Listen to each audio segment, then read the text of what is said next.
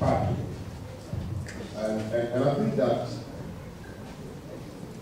it's a subject that we need to put it in the context of governance, because it exposes the weaknesses in the management of sanitation matter.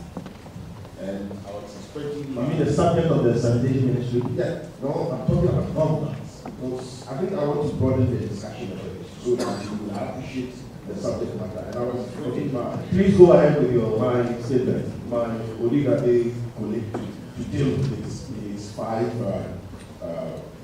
issues that he raised. First of all, I think that when we are talking about sanitation, the WHO and the UN definition of sanitation is very key. I would like to talk about environmental sanitation. Tell us what you do. It's important to put the issues in the context. You know, there's no problem here. We have no speed on the problems. So, what do we do? Yeah, so I think it sense what's coming from. I know I have 10 minutes. You have 10 minutes. So spare me my 10 minutes. When my 10 minutes is over, then you can solve. Thank you very much, sir. So, it's important we put the issues in the proper context of dealing with environmental sanitation and not only sanitation. Because when you talk about environmental sanitation, there are complementary issues that brings to the fore. Talking about environmental sanitation, we're talking about solid waste, we're talking about liquid waste, we are talking about village system management, we are talking about greening and weeding of grasses and landscaping, we're also talking about management of cemeteries. All these are components of environmental sanitation. And each one of these plays a role. Because when you talk about only liquid waste or solid waste, and don't deal with the issues of drain management, which has been a big issue in this country, then you are tackling one side and you leave the other side. So in the forum like this, which you have a policy thinkers, I think that is important to bring all the issues to bear and start dealing with the issues one by one. If you ask of me what the issues are, one in Accra at the moment, there's a challenge with collection of refuse. That's a fact. We haven't failed, but we have challenges, which we all admit. As I speak to you now, we have only one landfill site which is at home. And when I collect the waste from here, I have to go to home. The landfill sites operate like a civil service, 8 to 5 p.m. I collect the waste in the evening, I have to sleep with the waste, and in the morning I drive through the traffic like any other car to home and go and dump it and come. If we start the landfill site 24 hours operation, I can assure you that 50%, you make a note of that. 50% of our waste issues in the job, because we try to collect, but disposal is also a very big challenge. So when I have to drive from here to home, which is about 90 kilometers to 10 feet and come back, I cannot deal with the matter. We should also understand that there are jurisdictional matters. The landfill site is outside my jurisdiction. I don't control the landfill site.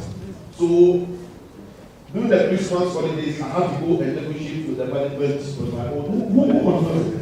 Of course, now we have the Ministry of Sanitation. So I think that the Ministry of Sanitation is facilitating that attack. Who controls it now? Who controls it now? I'm saying that in terms of sanitation, you control it now. And you close 95.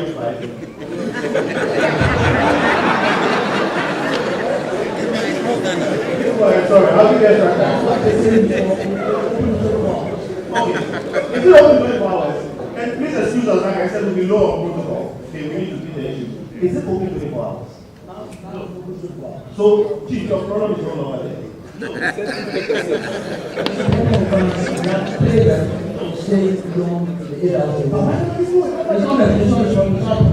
Okay, you let me finish that.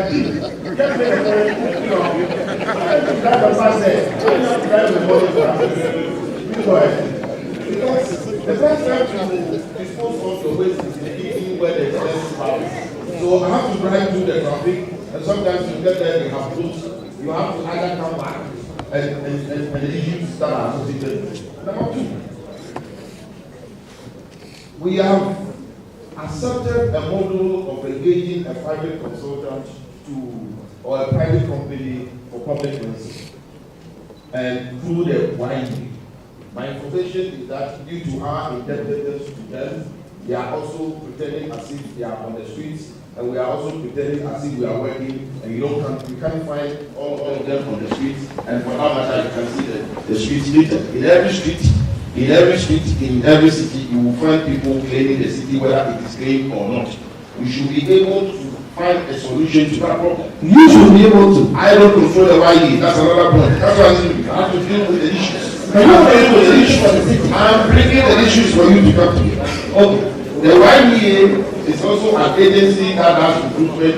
They pay them. I don't pay them. If I'm the one who pays them, I will be taken to them. Quickly. Our just said we don't have systems that can succeed. Do you agree? Well, you have challenges, serious challenges to the system. Accra is not that big. Mexico City is clean. If you're listening to me carefully, I started by talking about governance, which is a management. It's a critical issue that we need to deal with. If we don't deal with the governance matters and cut Accra into pieces like a pizza, where everybody has a slice and is operating within the city, that's the kind of challenge we face. You don't like the YE arrangement. Sorry, you don't like that one. I don't like the YE. You don't like the YE arrangement. You don't have any power. Of course, I don't have power over them. But it should have to be that when the city there, you have to deal with it. But I don't have power over the YE. I don't control most of them who pay them. If I have the one, if the money is given to me to pay them, I'll have total control over them. And I think that the better arrangement in terms of solution is to give the money to the district assemblies so that they can also directly pay them. They have total control over them, and then we can be more accountable to the issue.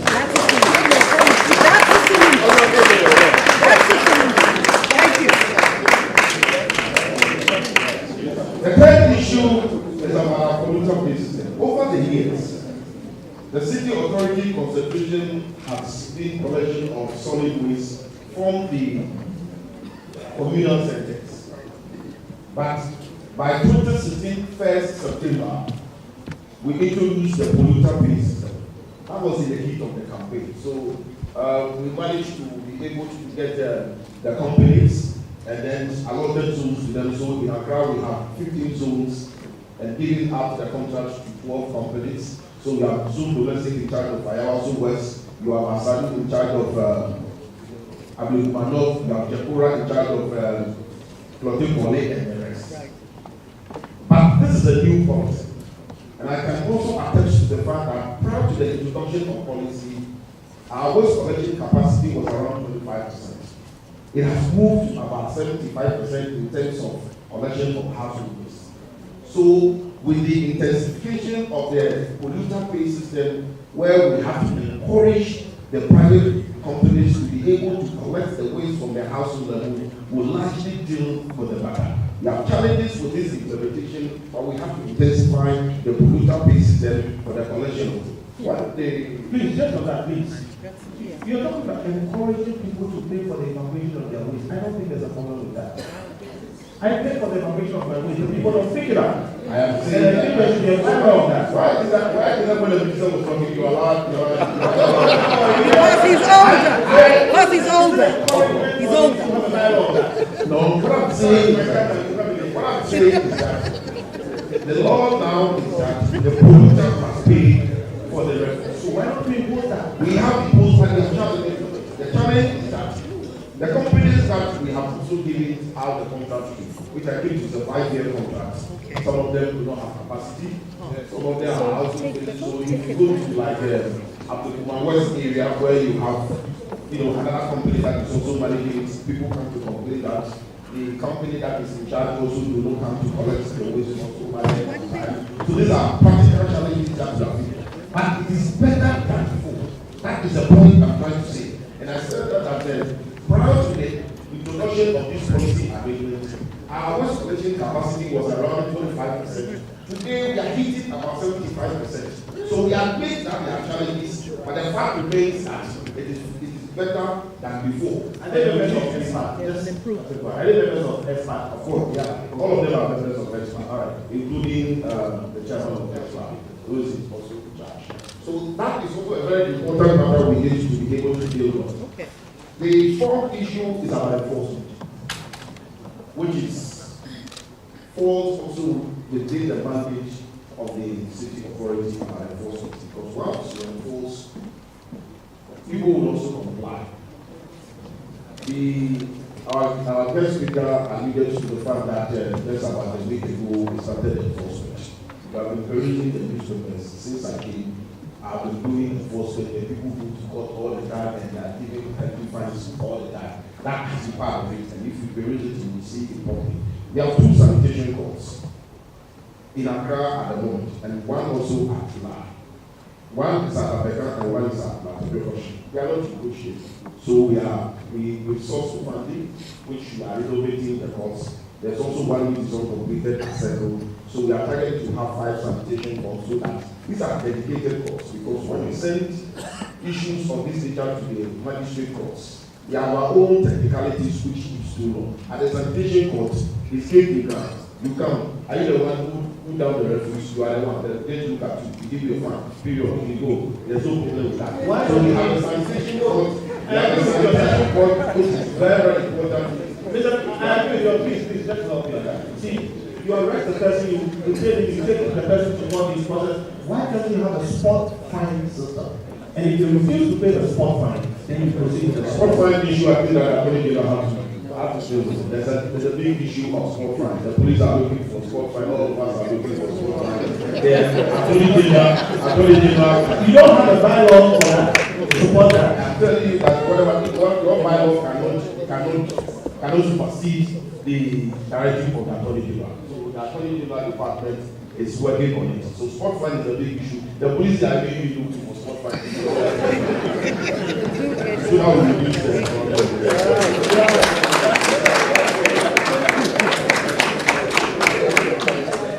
the other subject also about enforcement is to make sure that at the household level, people also have dustbins. So once you don't have a dustbin at your house, it means that you don't dispose of your refuse properly, and you are prosecuting people along that. Just a couple of months ago, we did decongestion. The decongestion has resulted in about the reduction of about 25 to 80% of the refuse which is generated within the city center alone. Because all the people that ply their trade on the streets and the pedestrian walkway also generate a lot of refuse, and then in the end they don't dispose it properly. So once you are pushing the people into the market, you have a central point where you'll be able to collect the waste also from there. So the enforcement is very important. Number 5. It's about retooling of the waste management department. Our waste management department don't have equipment. The tool of the matter to be able to go and collect. So we are largely relying on the private companies that we have engaged their services on the polluter-based system to also offer some assistance when it comes to communal cleaning or evacuation of refuse. And that falls directly within our mandate. And it is important that we are able to retool our waste management department so that we can give proper attention. You go to a place like Lima, typical place like Lima, and you have central containers.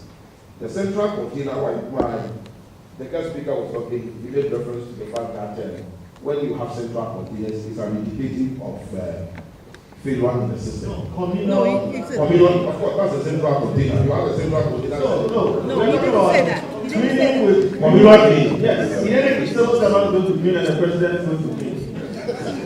That's what he said. That point.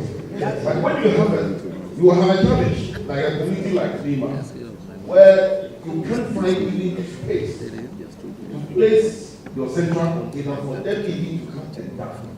So we are forced to place the central container on the Kandam over highway. That's where all of us sit there when we drive our car, we see it, and then we'll call the mayor, the refuse there. We are unable also to find a space also within the Lima proper for them to also dispose of the waste. It's a practical challenge that we have. However, when we are able to retool our waste management department, we'll be able to collect the waste also very timely and very, very important. These are immediate things that we are supposed to do. I'm talking about now. The 24-hour operation at the landfill site, the interpreters and how to deal with the public listening, which is very, very important important, the intensification of the police system and the retooling of the waste management.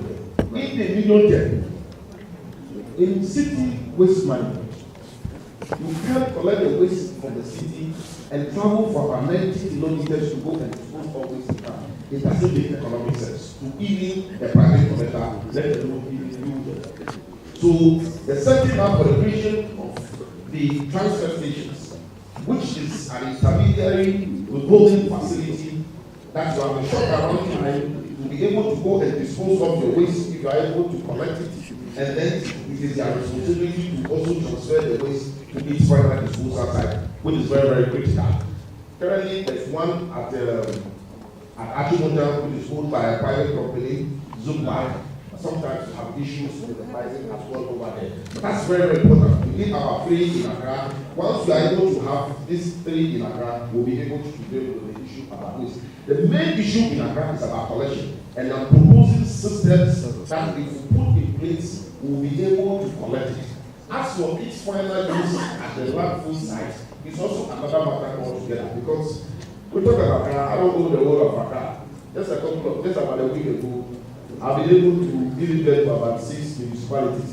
So I mean, when you get to Ring Road, you cross Ring Road, you have entered into Ayawaso East municipality, you've entered into Ayawaso North municipality, Ablekuma West municipality in Sowah. So my jurisdiction is being shrink. A lot of people even see issues in hotels and they call me. The way should be easier. It doesn't make it easier. The problem is about management and governance, which is what you are in charge of. And I'm telling you that, for instance, with the enforcement, why do I have to go and recruit young boys for Adjei to go to when you have the police there?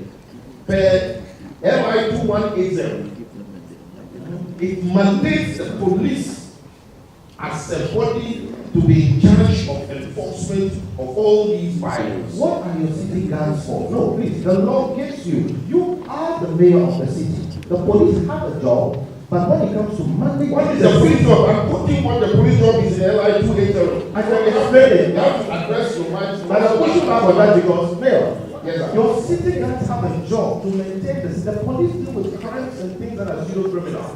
But when it comes to managing the city, who is working well, selling well, that's what the city guards I'm telling you what the LI 2180. So what are the city guards there for? Then let's have the LI 2180 so that we don't make reference to it. Do you have city guards? I have city guards. What are they for? I have they are just you. You don't have the numbers, but the police are there to also support us. And that's why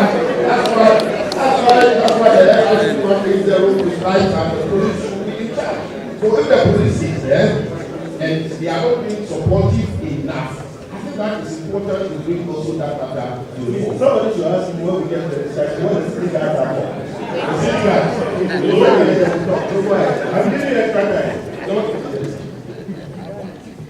And then it's also important for us in the medium term to have an engineering landfill site.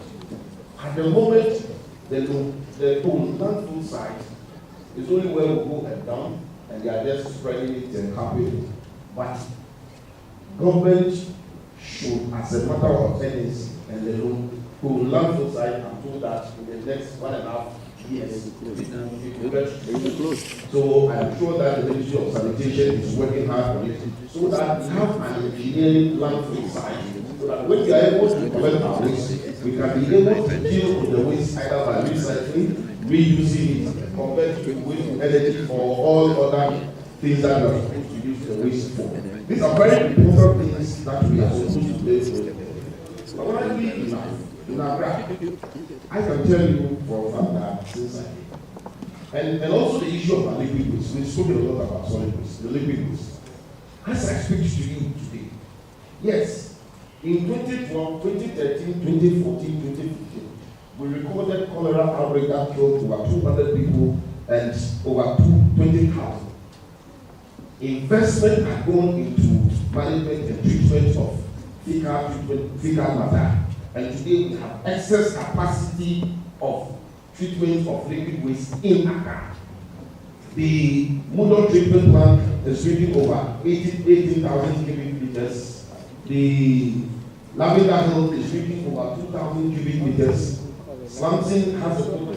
That is also drinking over 8,000 liters. And this is when you combine all, we have an excess capacity of treatment of liquid waste. That is waste that is evaporated. I need to put it. No, that's a good point. Waste that is evaporated. The problem we have is waste that is not evaporated. Open defecation. No, I'm talking about liquid waste. Well, I understand, but the problem is beyond that. So I'm saying anything about that side too. Yes, I'm going to the point of liquid waste. Okay. Then again on the liquid You spent 20 minutes actually. So, but go ahead. Oftentimes, The head is open. Go ahead. oftentimes when you have the all issues something, so now when you continue on liquid waste, the Accra being run at 730th city is heavily weighted on oblivification and not on even solid waste largely and other matters that I speak of. So we need to put that issue also in context and see how we are addressing the issue about oblivification so that we can change our life. And I think that is important to talk about that. Today, in Accra and the Ghana area, through the support of the World Bank and being facilitated by the Ministry of Sanitation, we are still aggressively embarking on the one household one toilet policy. When we came to by January 2017, the total cost was around 4,000 Ghana cedis, and the beneficiary is supposed to pay 2,000 Ghana cedis and has to pay 2,000 Ghana cedis. It has been further reduced 3 months ago to 1,100, and even in the low-income communities to 650 Ghana cedis. And even with that, if you start paying 50 Ghana cedis, we will start constructing for you. And we have built over 400 household toilets within the past 3 months. We have employed large-scale contractors because either two were using small-scale contractors. We have given contracts to large-scale contractors who will build more toilets because the subscription is going high. So each large-scale contractor is beginning to build a minimum of 400 toilets by the close of this month. How many have you built so far? Sorry? Since you started, how many have you built so far? I can only, if my memory serves me right, for the past 3 months, we built 400. You built 400 in 3 months. Yes. So at that rate, by the end of the year, you have built like 1,200. That is what it is. At that time, we were using small-scale contractors. Today, we have reassigned it to large-scale contractors to increase the numbers. So you are oversimplifying your mathematics. Exactly. What is the goal for the year? So talking about liquid waste, and where we are ranked at the 730th city, and not even largely on solid waste and some other things. This is how we are dealing with, and I'm saying that presently, as we speak now, we have excess capacity when it comes to the treatment of liquid waste. But we are focusing also on household waste because in the WHO and UNICEF report, when you have a communal toilet, it sees as a human and it's not dignified. So that's where they also put their weight on and then classify you as a tertiary city. But we are dealing with this matter in this way so that we'll be able to address some of these issues. So I've indicated to you what the environmental sanitation generally is about. And then I've also explained to you the immediate things that we are supposed to do, the long-term things that we are supposed to do. I've spent some time on liquid waste and deal extensively with solid waste. I can speak a little bit about cemetery. The cemetery is so let me finish by talking about the green part, because there are other aspects that I will talk about when it comes to environmental sanitation. Today, as I spoke to you, when the president spoke about Accra being the place, in my opinion, I think that the president is talking about Accra being beautiful. And that's a key factor in environmental sanitation. So how do I make Accra very beautiful? My candid view is about all our open spaces must be green and landscape properly. I have designed a program. I have gone out with there are many CEOs there, they will tell you how I have come there to do presentation to them, and I'm soliciting support from the private sector. I can tell you on authority today that there are many banks that have put big money, 1 million Ghana cedis, 300,000 Ghana cedis to that port. And in the next couple of weeks, we are going to launch the Accra beautification project, which is going to be open spaces over here and have a central park also at another place. It's a whole project that we can talk about one day. So you talk about dustbins and people not having dustbins. I know Vanessa has said something about dustbins. Do you have some of the undistributed dustbins in Accra? Sure. I mean, I have dustbins. You see, you should also understand the culture and attitude of the people when they talk about it.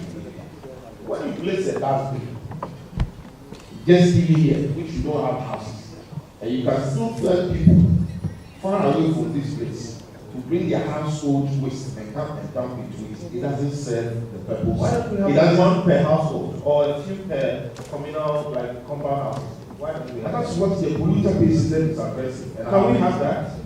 Sorry? Can we have a situation where every household has a dustbin? That's what we are trying to have. The polluter based system, one of the principles is that you should have a dustbin. And I'm saying that those who do not have dustbin. Mayor, I'll be happy if you just tell me that by the end of this year, every household in Accra will have a dustbin. Thank you very much. That's where we are working for. That's where we are working for. That's what we're. Well, the cost of not doing that is high. But the cost, but no, well, the minister has to. But the point is that in our cost element of it, the service provider who collects the waste, it is mandate also to give the dustbins at a cost to the beneficiary, and then they spread it over the period of time. The challenge that the service provider has is the fact that the household people are also not paying, so they are also running the business. Now, So they charge them for collecting the waste, right? Sorry? They charge them for collecting the waste. Yes. So if they don't pay for the dustbin, they will not collect the waste. They collect the waste. But it's not even the dustbin, even the waste. Even the waste. There are many houses that are also not paying. So that's why our environmental health officers are working. When I get to Aspa, please, I want something on that. But please, because of that, let's go quickly. There was this point that was made here, and I think I need to spend a bit of time on it. Our new fellow said that communal cleaning, this thing about National Sanitation Day, this thing about getting officers, ministers, civil servants, doctors, teachers from behind their desks to come and clean streets and gutters is wrong. It is bad. It's an example of a failed system. Now, let me be clear, it's the position we hold at IMANI. And our new fellow just made the point that stop it. Stop it, because every time we do that, we underline the fact that we are people not capable of putting together a corps of laborers to clean. The cost of getting a civil servant from behind their desk to go and sweep the streets is very high. And it's a misapplication of natural resources. If you put a doctor in a gutter to clean and he gets typhoid and dies, that's a waste of a lot of money. Presidents have jumped in gutters in this country for 30 years and those gutters are still not clean. Mr. Mayor, the reason why I'm directing to you is the material justice. I don't think that as a policy, we as a nation can continue to use communal cleaning as a major strategy for cleaning life. So we think we should stop. I don't know what to think about that, but I want a few minutes of your time to tell me your view on this matter. Well, thank you very much. I think that it is important for us to realize that the chief executives, the doctors, the professionals are all managing offices, public places, and their houses. If all of us deals with sanitation issues in our respective offices and our houses, I'm sure half of the problem will also be solved. So I do not think that is a waste of time. It's a way of telling them to wake up. That if you're a leader and you don't make sure that your surrounding is clean, then you will be compelled to do it. And that's why we are here today. When we get to the discussion, you can let us know what you think. My job in my house is to make sure I have a waste bin and I put my waste in it. Your job is to arrange for it to be evacuated and I pay for it. The chief executive's job is to make sure there is a waste bin in that office where properly waste is put. And your job is to arrange the evacuation. it is not my job as a lecturer, not my job as vice president of IMANI or as a lawyer, to leave my work and go and sweep the street. Thank you. I think I pay you taxes, I think I pay all I need to pay. My hourly rate is not the same as the hourly rate of a laborer. I don't think this country has a lot of people who can go and clean streets, and your job is to arrange for them to do it. So I can do my job. We don't oversimplify it. I think that so, but we are on the phone. I don't oversimplify it. The point I'm trying to stress is that I largely agree that once you are a professional,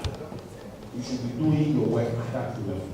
But it is your duty to make sure, and when you spoke about organizational management, how does the leader of that organization ensure that its officers and the environment is clean?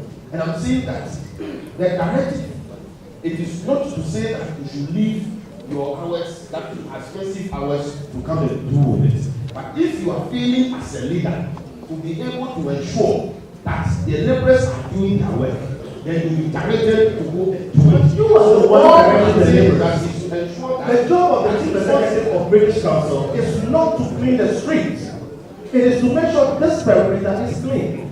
You get them out to clean streets and gutters, and the point we are making is that we've been doing it for 30 years without a solution. Tell me one city in the world where their main strategy for cleaning the city involves I have never said that I do not subscribe to the view that it's a strategy of making Arabs. Never I have never subscribed to that. That is the way to think across. When I spoke about immediate issues, I outlined one of the immediate issues. I thought that we should be dealing with those immediate issues that are to apply. As the things that we could do, we'll be able to deal with the sanitation process. You will